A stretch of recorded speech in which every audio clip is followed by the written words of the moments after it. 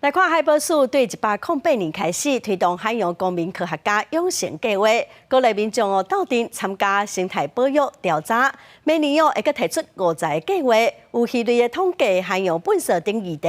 望讲透过民众的参与，政府会当来制定出合适的环境因素的政策，来守护海洋的生态。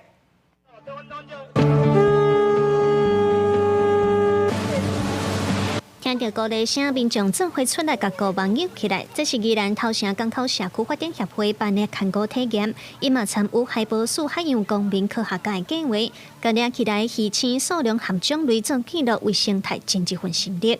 数量鱼啊愈来愈少啊，所以讲透过这个计划来记录咱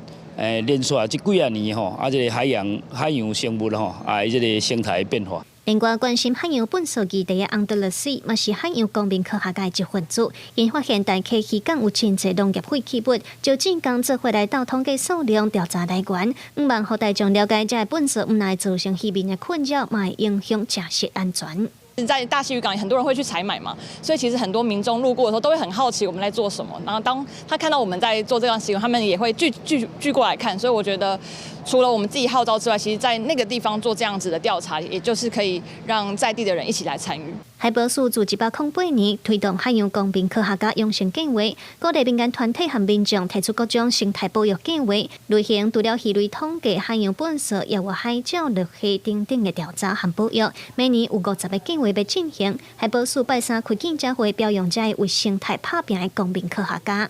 那透过一般的民众，可能可以扩及到更多的面向。而且民众可以借由参与的过程中了解这些调查的重要性，那也可以回馈到日常的生活当中，采取一些更积极的保育作为。海保署表示，到去年底为止，有3万人参与这个计划，回报22000多笔数据，嘛对各地公民科学家表示感谢。透过因提供的观测资料，政府才会当规划出更加好的环境因素政策，守护生态和海洋。记者卢尚如、郑俊佑台北报道。